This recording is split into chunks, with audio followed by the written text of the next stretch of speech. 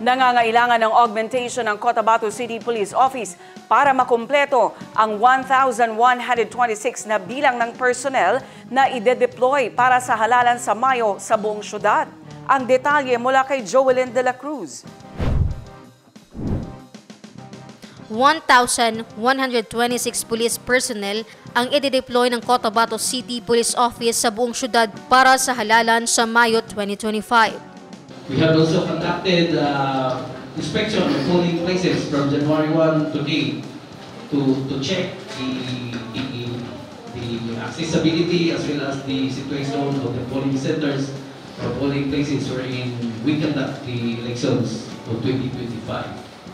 Also, we are also planning to have a training for special electoral boards that will be deployed comes election.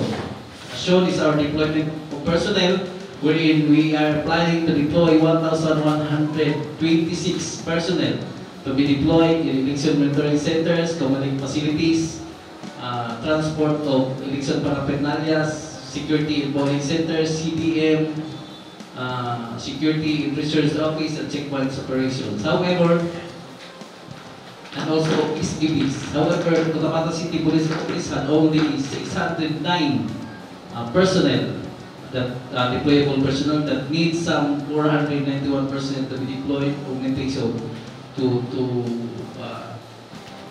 the requirements of personnel complement. And hopefully we are given deployments will be dispatched in as election day.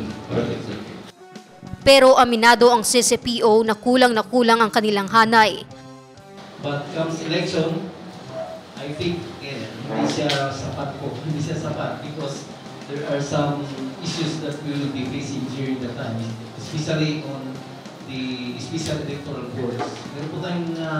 Meron po tayong mga experiences before elections na yung mga teachers ay nagano sila na mag-serve sila during the election, but during the D-Day or a night before ng election, hindi sila nag-serve. So, may mga rason bakit hindi sila nag-serve. So, napilitan na we take the services of the Philippine National Police to serve as the electoral boards.